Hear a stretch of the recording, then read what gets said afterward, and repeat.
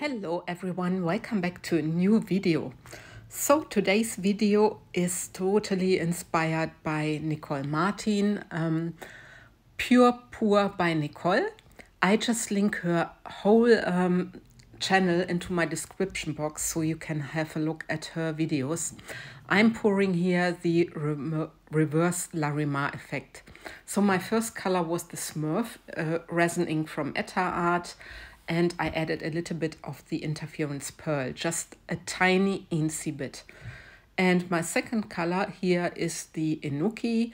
It's a resin ink in white. It's a very strong sinker, and these are basically my colors. So I'm using here the ultra cast resin, a medium viscosity resin. I mixed my resin, I didn't let it set. I just started pouring after I mixed my colors. So I'm starting with the clear layer in my mold. The mold, by the way, is the rough and tough round mold from MoldsandShapes, and I'm not going to fill it completely. This is what I can already say. I used in total maybe 370 grams of resin. This mold can hold a little bit more. So you see that I add some resin ink into the leftover of my clear resin. And this is the, let me think, it's the Gonzo. So I was really thinking which color I used. Sometimes I'm using like Octopus Resin Inks. Sometimes I'm using AMAZING Resin Inks. This one is from AMAZING. So I just put it into my clear resin, and now I just torch quickly so the bubbles from the surface are gone. And I also make sure that all the bubbles which are trapped on the bottom of the mold are gone. This mold I have not used too many times, but I recently discovered it again, the tray mold, and I really love it. I really adore it.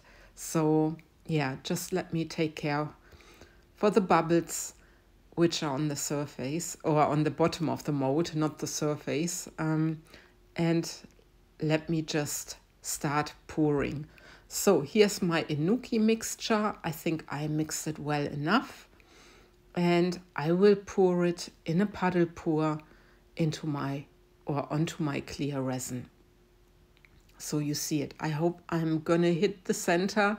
Sometimes it's difficult, but I'm just pouring it. And as you can see, the Inuki is rather strong mixed. So I really made it very strong for this pour. It's not like transparent, I think. I'm not sure, Nicole, what are you doing? Are they transparent? Mine was really opaque there.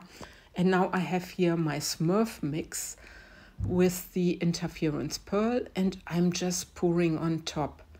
So I'm very curious how this is going to work, because this mold is quite large, and yeah, I'm just curious if it's going to work what I'm doing.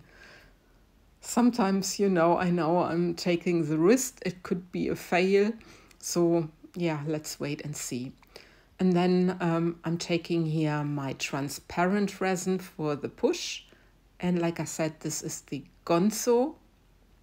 And I'm pouring this into the center of the mold. And I think those two colors are very beautiful.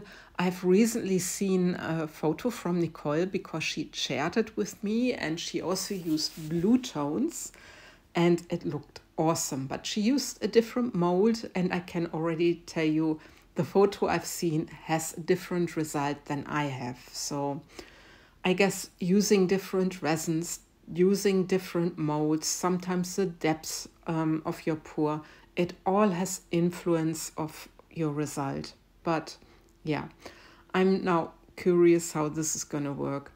And now this is my mistake. I'm using here fine glass stones. They are silver. I should have gone with more chunky ones. And also here the blue glass stones. They are also quite delicate.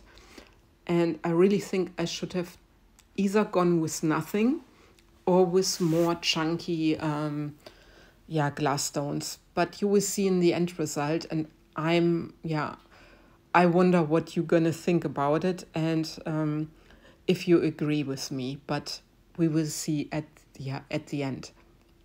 So I'm now pushing the stones into the center very carefully that I'm not damaging my mold. And then soon I can just give it a torch again and let my resin do its magic.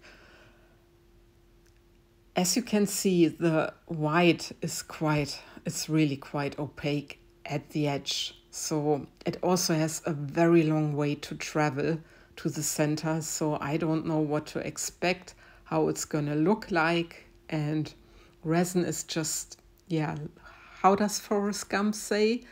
It's like a box of chocolate. You never know what you're gonna get. So I don't know what to expect, but I will see. Anyway, I'm just putting, my cups away a little bit, and soon there's gonna be the time lapse. And I just wonder. Anyway, there's now the time lapse, and you can see how the white is just moving to the center, and it's all white. So it's very similar to the crushed ice effect, which I did a couple of years ago in shallow molds. It's practically like a LARIMAR, but in shallow molds. And there it was also quite white. And you see, it's really white, but it made some striations on the pouring side. So yeah, I wonder. Either there is nothing on the other side and just white on the back side, I don't know. But let's have a look. And look at this. I was so happy with this outcome. I was so relieved. And look at the awesome color of the Smurf. Such a beautiful effect. And it really looks like scale, like a little bit of a dragon LARIMAR scale effect. I don't know.